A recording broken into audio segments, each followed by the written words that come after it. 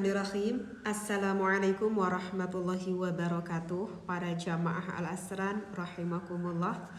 Berjumpa kembali bersama Teh Iim pada saat ini. Alhamdulillah ya, Allah masih memberikan pareng gitu ya, bisa berjumpa kembali di channel YouTube Al-Asran. Mudah-mudahan ya kita saling mendoakan kebaikan. Pada saat ini yang lagi mendengarkan ini kajian selalu penuh dengan rahmat, maghfirah dan juga inayahnya Allah. Amin ya. Dan tentu semoga kita selalu diberikan kesehatan oleh Allah, baik sehat secara lahir dan juga sehat secara batin kita. Baik, mungkin para jamaah Al-Asran rahimakumullah, kita langsung aja lanjutkan kembali kajian Minhus Saniyah. Sekarang sudah video yang keberapa ini Minhus Saniyah ya? Kalau tidak salah bagian yang ke-17 ya. Oh iya, insya Allah ya para jamaah Al-Asran rahimakumullah. Mungkin yang belum mengetahui sebetulnya Teteh itu mempunyai 2 channel YouTube, Al-Asran ini sendiri dan juga Fikih Nikah. Cuman yang Fikih Nikah sudah berapa bulan ya, sudah sangat lama sekali Teteh tidak mengikuti kajian di sana karena waktu yang begitu sangat terbatas saat ini ya, semenjak Teteh sedikit belajar bisnis kecil-kecilan, itu yang di belakang ya, berjualan kopi dari Al-Asran, kopi sehat dari Al-Asran, sehingga agak sulit untuk mengatur waktunya. Tetapi insya Allah mudah-mudahan pada ya minggu-minggu ini bisa menyempatkan kembali untuk mengisi kajian di Fikih Nikah, dan berencana ingin sekali membahas tentang yang lebih luas pandangan yang berhubungan di dalam rumah tangga. Insya Allah, semoga saja ya Teteh bisa sedikit-sedikit untuk mengatur waktunya. Bismillahirrahmanirrahim. Bismillah, alhamdulillah, wassalatu wassalamu ala rasulillah. Wa masalu dzalika, perumpamaan tasmi kepada suatu amal. Nah, ini kalau yang tidak mengikuti kajian yang video sebelumnya sepertinya agak sedikit bingung, apa ini Teteh yang dimaksudkan tasmi ini ya. Nanti insya Allah semakin diperjelas. Jadi sedikitnya beginilah, kita pernah melakukan suatu amal, pada kemudian hari kita menceritakan amal tersebut karena ada maksud tasmi dalam hati kita, misalkan ya karena ingin dipuji misalkan oleh orang lain, ya kurang lebih lah seperti itu. Maka menurut Sayyid Al-Khawas, kama sali rajulin, itu diperumpamakan misalkan seperti seorang laki-laki kana sahihul jismi. Ini si laki-laki itu ceritanya awal mulanya sehat gitu badannya. Nah, yang dimaksudkan sehat badannya itu berarti ketika orang tersebut melakukan amal itu bersih, niat hatinya tuh bersih karena Allah. Sumatoro'a alaihi, kemudian orang tersebut itu terkena apa Teh? Marodun, terkena penyakit. Berarti apa yang dimasukkan penyakit ini? Ya itu tadi tasmi itu ya, karena misalkan kita ngumbar-ngumbar amal kebaikan kita karena bermaksud ingin dipuji atau dipandang oleh orang lain. Nah, sakit kan? Afsada sihatahu. Nah, ini penyakit itu akan merusak akan kesehatan laki-laki tersebut. Berarti ini tasmi akan merusak yang keikhlasan hati yang awal mulanya. Fasta'mala dawa'an nafi'an, kemudian ini si laki-laki yang sakit tersebut kemudian meminum obat. Berarti apa di sini obatnya? Berarti obatnya di sini itu adalah taubatan nasuha. Fa'azalallahu ta'ala bihi, maka menyembuhkanlah Allah akan penyakit laki-laki tersebut. Dzalikal marad ya. Dihilangkanlah gitu ya penyakitnya. Berarti ini si laki-laki ini, si orang yang sum'ah ini karena sudah menyadari akan buruk hatinya kemudian bertaubatan nasuha kepada Allah, ya tentu Allah akan menerima taubatnya dan menghilangkan sum'ah karena taubatnya tersebut. Wa'adal jismu bifadlillahi ta'ala ila hala sihatihi, maka badannya kembali lagi sehat dan amalnya itu nanti akan kembali lagi. Baik. Sedikit Teteh terangkan ya. Jadi kan ini ceritanya, misalkan kita itu pernah melakukan suatu amal apapun itu, ikhlas nih hatinya kita itu karena Allah. Jadi ceritanya begini, misalkan beberapa pekan yang lalu atau beberapa tahun yang lalu ini misalkan gitu ya kejadiannya, misalkan kita itu pernah melakukan suatu amal apa aja gitu ya. Kebetulan ketika kita melakukan amal tersebut ikhlas nih hatinya, benar-benar karena Allah, ikhlas karena Allah. Nah, tetapi ketika pada saat ini kita itu misalkan bertemu dengan teman kita atau misalkan dengan siapapun, kita menceritakan amal yang pernah kita lakukan pada saat itu, padahal amal itu sudah ikhlas. Tetapi ketika kita menceritakan amal itu, hati kita itu ada niat dalam hati pengennya sum'ah, pengennya dipuji oleh orang lain, pengennya dipandang baik oleh orang lain, ya. Berarti kan itu sifatnya duniawi. Nah, ketika ada nganci dalam hati kita sum'ah, padahal dulunya ketika kita melakukan amal itu ikhlas, menurut Sayyid Al-Khawas nanti pahalanya hilang. Hilang teh pahalanya? Iya. Menurut Sayyid Al-Khawas sayang banget. Yang padahal dulu itu amalnya ikhlas, karena saat ini kita menceritakan amal itu niatnya sum'ah, hilanglah pahalanya. Maka bagaimana agar pahalanya itu bisa kembali lagi? Sayang banget. Maka tidak ada lagi caranya kecuali satu, yaitu bertaubatan nasuha. Kecuali kalau menurut Sayyid Al-Khawas, kecuali kalau misalkan kita pernah melakukan suatu amal, yang mana amal itu ketika kita melakukannya itu benar-benar bukan karena Allah, benar-benar riya. Ini mah kita melakukan suatu amal itu memang benar-benar ria aja gitu, nggak ada dasar Allahnya dalam hati. Ya meskipun kita bertaubat ya tidak akan mengembalikan amal itu. Ya wong dari awalnya aja kita udah tidak karena Allah. Nah, jadi yang bisa kembali lagi pahalanya itu adalah jika amal itu yang kita lakukan benar-benar ikhlas. Maka disinilah setiap saat, setiap waktu kita harus terus istighfar, kita harus terus bertaubat dan bertaubatan nasuha kepada Allah. Fa'ulima, maka harus diketahui oleh kita anali tasmi', sesungguhnya atas masalah tasmi' itu dawaun, ada obatnya. Bikhilafir riya'i, berbeda dengan amal yang atas dasarnya riya, li'annahu, karena sesungguhnya amal yang atas dasarnya riya itu yufsidul amal, tentu itu akan merusak terhadap amal kita min aslihi, ya karena udah merusak amal itu dari akarnya, ya yang barusan Teteh sampaikan.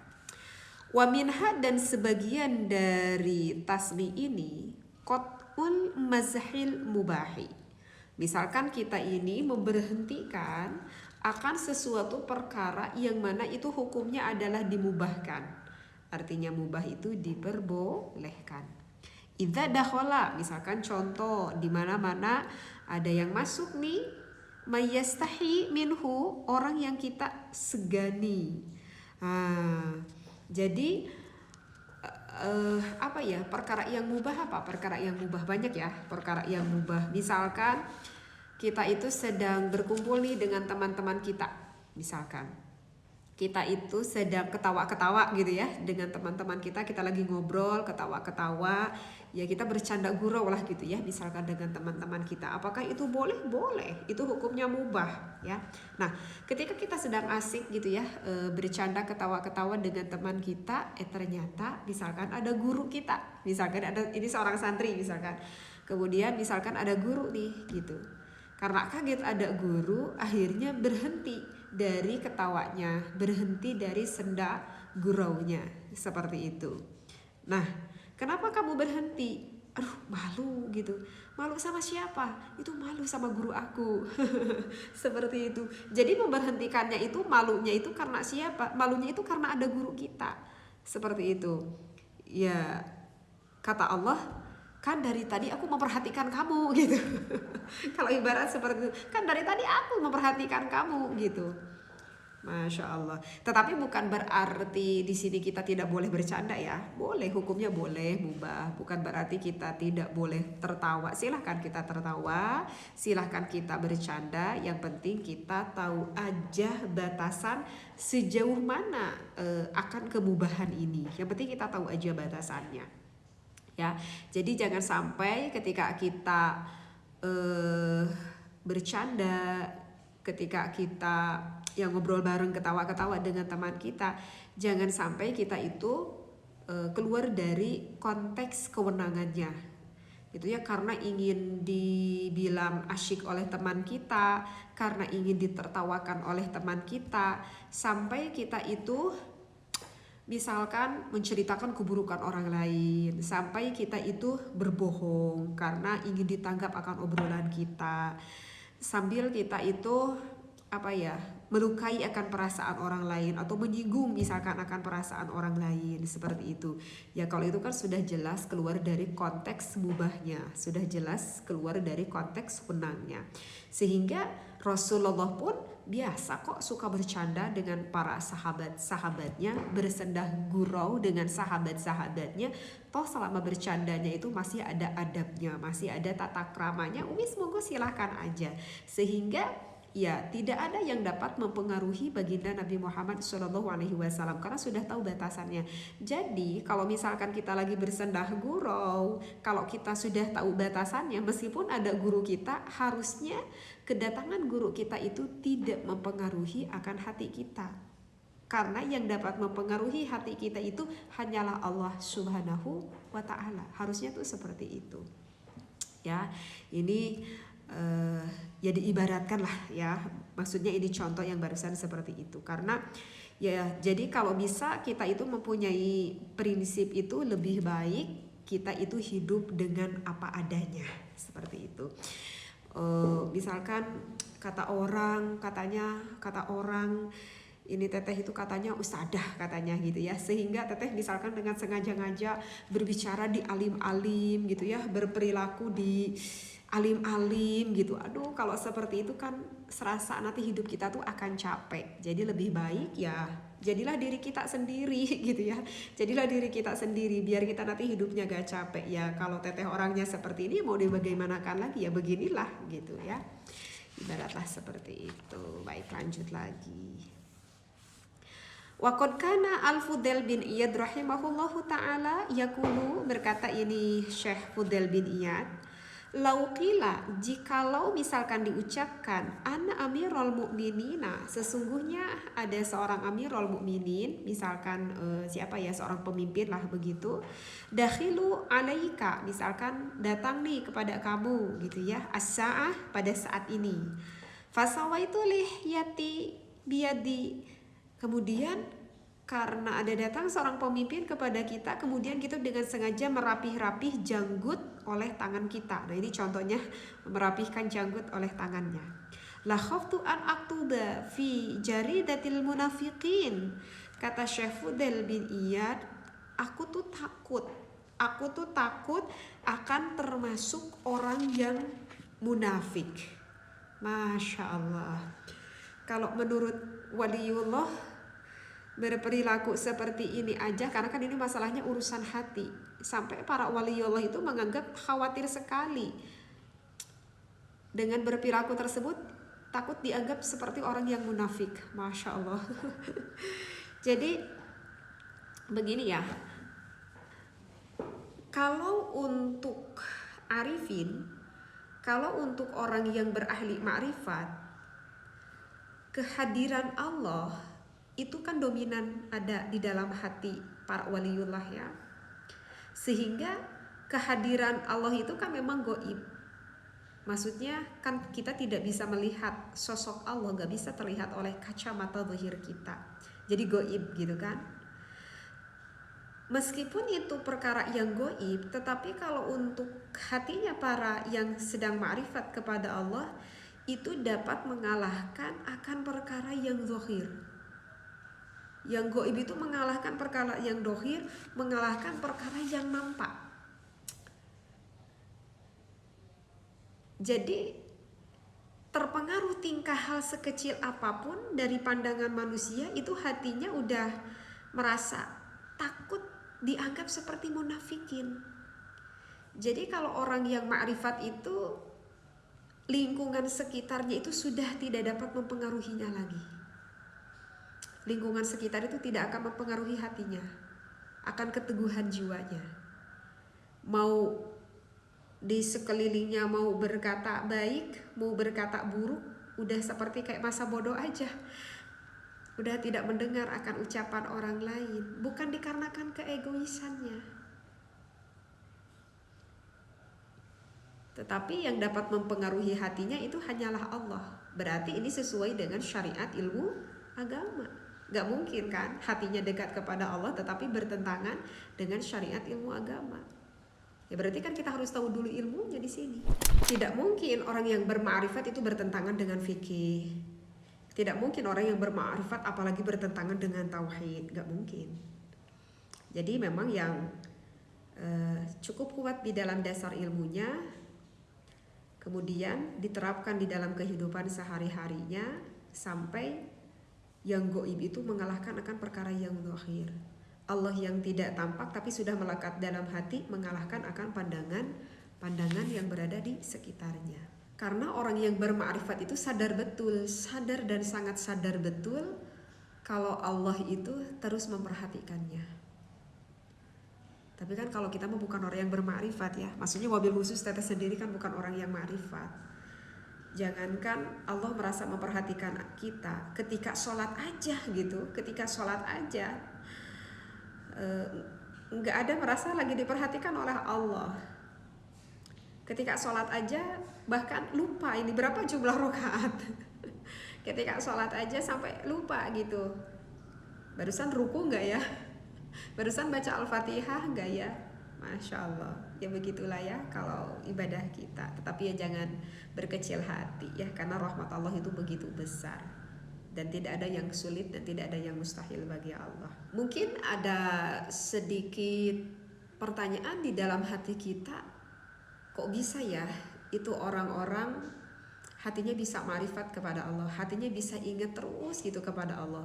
Kok bisa ya itu orang-orang merasa kalau Allah itu terus memperhatikannya gitu.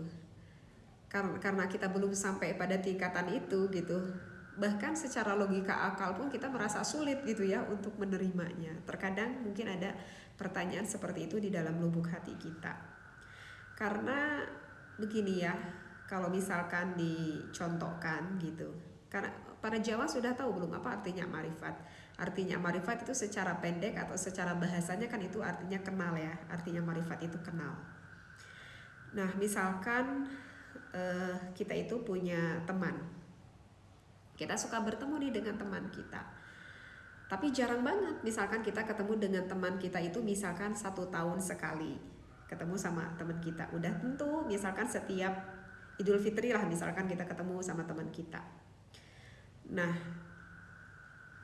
apakah sama mengenalnya teman kita kepada diri kita yang hanya ketemu hanya 1 tahun sekali jika misalkan dibandingkan dengan pasangan yang hidup dengan kita keseharian? Misalkan seorang suami istri ya kemungkinan besar si sang suami itu akan lebih mengenal istrinya, atau si sang istri itu kemungkinan besar akan lebih mengenal suaminya, ya kan? Dibandingkan dengan teman kita yang hanya ketemu dengan kita 1 tahun sekali. Ya karena wajar kalau suami atau istri kita lebih mengenal kita, wah hidupnya bareng-bareng terus. Siang malam hidupnya bareng-bareng terus. Sampai tahu kebaikan kita, sampai tahu kejelekan kita, sampai tahu kelebihan kita, sampai tahu kekurangan kita, sampai tahu adat kita itu seperti bagaimana. Ya karena kita hidupnya bareng terus. Wajar kalau pasangan kita tuh lebih mengenal kita daripada teman kita yang hanya ketemu 1 tahun sekali. Ya, bisa terpikir secara logis kan? Nah makanya kenapa orang yang ma'rifat itu lebih kenal kepada Allah? Ya karena sering mengingat Allahnya. Terkadang kita mah ingat kepada Allah itu pada momen-momen tertentu saja. Pada saat ini kita mendapatkan musibah, baru ingat kita itu kepada Allah. Saat ini kita lagi diuji yang begitu besar oleh Allah, baru ingat kita mah kepada Allah. Atau misalkan kita mendapatkan suatu nikmat menurut kita itu cukup besar nikmat tersebut, misalkan kita berangkat haji, kita berangkat umroh, saking senangnya gitu ya, baru ingat kita mah kepada Allah, baru bersyukur gitu ya. Jadi terkadang kita ingat kepada Allah itu ya dikarenakan kita mendapatkan suatu momen-momen tertentu. Kalau bahagia saking bahagianya, kalau sedih saking sedihnya, baru kita tuh ingat kepada Allah. Kalau kebanyakan kita ya seperti itu kan. Nah, sedangkan kalau orang-orang yang bermakrifat itu dipaksa. Jadi enggak ujuk-ujuk bermakrifat, tidak, tetapi ada suatu pembelajaran dulu. Pembelajarannya itu bagaimana? Jadi kalau misalkan kita ingin sedikit-sedikit pembelajaran, ingin menjadi sosok orang yang bermakrifat kepada Allah, ya ada pembelajarannya dulu, ada tahapnya. Tahapnya bagaimana? Tahapnya diusahakan, dipaksakan. Sekali lagi, diusahakan lagi, dipaksakan lagi. Dipaksakan untuk apa, Teteh? Dipaksakan untuk ingat aja sama Allah. Pada waktu kapan? Setiap saat, setiap waktu, dipaksa aja. Karena nggak ada lagi cara selain dipaksa. Kita sekarang lagi ngedengerin ngaji dengan Teteh, dipaksa hatinya ingat sama Allah, sehingga lisan kita berkata alhamdulillah ya Allah, diparengkan sama Allah aku mendengarkan suatu kajian yang bermanfaat. Kan ingat hatinya sama Allah. Udah selesai ini, misalkan kita mau apa, mau makan dengan apapun, dipaksa lagi ingat sama alhamdulillah ya Allah, saat ini aku bisa makan rezeki yang Kau berikan. Semoga ini yang aku makan menjadikan kesehatan, kekuatan untuk bekal amal ibadah aku kepadamu ya Allah. Ketika meminum air sambil dipandang airnya, sambil bertafakur, ya Allah, ini air ini merupakan sumber kehidupan. Jika tidak air, bagaimana seluruh makhluk di muka bumi ini bisa hidup? Karena air ini sumber kehidupan. Jadi dipaksa aja gitu. Daripada kita berpikir yang macam-macam sehingga membuat kita stres, depresi gitu ya akan kehidupan di dunia ini, ya lebih baik kita berdiam diri itu ya banyak bertafakur aja gitu. Ketika kita melihat badan kita gitu ya, kalau perempuan yang suka melulurkan dengan wewangian di seluruh badannya sambil diusap tangannya, terima kasih tangan, terima kasih kaki, terima kasih perut, terima kasih badan yang sudah membersamai aku dalam kehidupanku sehari-hari. Ini semua berkat izin Allah. Ya gitu aja, bicara aja hati kita, berbicara aja, penuh rasa syukur kepada Allah. Jadi memang awal mulanya orang yang bisa menjadi kepada tingkat ma'rifat itu ya memang dipaksa. Dipaksa untuk ingat di dalam segala situasi, kondisi apapun, sehingga hatinya belajar sedikit-sedikit terus mengenal dan lebih mengenal lagi kepada Allah. Nanti dengan keberjalanan waktu, karena sudah terbiasa hatinya selalu menyertai Allah di dalam hatinya, sehingga ya karena udah terbiasa seperti itu, dan ini sangat tidak mudah sekali. Ya, tetapi kalau misalkan kita ingin mempunyai derajat itu ya harus dipaksakan. Maka pantas ya jika sudut pandang para waliullah dengan kita itu berbeda. Makanya sudut pandangnya pun akhirnya menjadi berbeda. Untuk para yang sudah ma'rifat, para arifin atau para waliullah, ada perubahan aja di sekitarnya, itu sudah dianggap takut, khawatir, sampai dianggap munafikin. Ya kalau untuk kita, karena kita itu bukan orang yang belum mencapai kepada derajat ma'rifatullah, ya kalau untuk kita ya tidak termasuk munafik. Tetapi kalau untuk para waliullah itu menganggap kalau itu tuh sudah munafik gitu. Misalkan yang tadi yang disampaikan Teteh baca di dalam contohnya suatu kitab, dikarenakan ada seseorang memimpin atau siapa aja sebetulnya ya, bukan untuk seorang pemimpin, siapa aja yang bisa dianggap kita cukup malu terhadap orang tersebut gitu ya, sehingga dengan sengaja kita merubah yang barusan itu dicontohkan kan, merapihkan janggutnya karena malu ada seorang pemimpin yang akan datang kepada kita gitu. Karena malu ada seseorang yang kita malui, maka kita dengan sengaja merubah keadaan kita. Berarti malunya bukan karena Allah, malunya jadi dikarenakan pandangan orang tersebut. Nah, kalau untuk tingkat para waliullah, khawatir sekali aku ini termasuk orang yang munafikin. Masya Allah ya. Fala taqta ya akhi, maka kamu jangan memutus wahai saudaraku ya. Ya akhi di sini wahai saudaraku berarti yang dimaksudkan sesama para waliullah ya, tidak apa-apa. Al-mashal mubahi, kita itu tidak perlu memberhentikan bercanda yang memang itu hukumnya diperbolehkan li ajli dakhilin alaika, karena ada alasan, ada orang yang masuk kepada kita, illa biniyatin solihatin, kecuali kalau ada niat yang solih. Di sini juga bahkan para arifin itu menghimbau, bukan berarti para waliullah itu tidak suka bercanda. Kalau bercandanya silahkan bercanda aja. Kalau mau tertawa silahkan tertawa aja. Kalau mau bersendah gurau silahkan bersendah gurau aja. Toh ini hukumnya mubah. Ini hukumnya diwenangkan. Seperti itu. Karena kan kita udah sering mendengarkan kisah ketika para sahabat sedang tertawa-tawa ya, sedang bercanda gurau dengan para sahabat yang lain sambil tertawa-tawa gitu ya, saking senangnya. Kemudian kan ada Rasulullah. Karena Rasulullah itu berkata kepada sahabat, wahai sahabat, apakah kamu tahu ya, di belakang ketawamu itu setengahnya akan memudahkan kamu masuk ke dalam surganya Allah, dan di bagian yang satunya lagi akan memudahkan kamu masuk ke dalam nerakanya Allah. Tetapi kan setelah Rasulullah berkata seperti itu, ditegur oleh Allah, ya Muhammad, kamu istilahnya tidak perlu terlalu menakut-nakuti gitu ya, karena begitulah kan sifat manusia, butuh juga hiburan lah. Yang penting hatinya tetap aja ingat kepada Allah, bercandanya sesuai dengan adab tata krama yang ditentukan oleh agama gitu. Jadi ini juga para ulama juga menghimbau, ya silahkan, bukan berarti kita tidak boleh bercanda, silahkan saja bercanda, yang penting kita tahu aja aturannya, kita tahu aja adabnya, jangan sampai bercanda kita melampaui batas sampai kita lupa kepada Allah. Kalau sampai keluar daripada konteks bercandanya, hati kitanya sudah tidak ingat pada Allah, ya nanti bisa kemana aja kan, konteksnya yang awalnya mulanya mubah bisa saja menjadi haram. Iya kan? Ya, karena sudah tidak ada hatinya hatinya kepada Allah. Terkadang coba kita rasakan, mungkin apakah pernah gak kita itu misalkan bercanda, saking senang bercandanya melampaui batas sampai kita lupa waktu akan apa kewajiban kita pada saat ini. Aduh, sebetulnya ini tuh waktunya waktu ngaji, sampai lupa aku pada waktu ngaji aku ini karena udah terlupakan waktu saking senangnya bercanda gurau.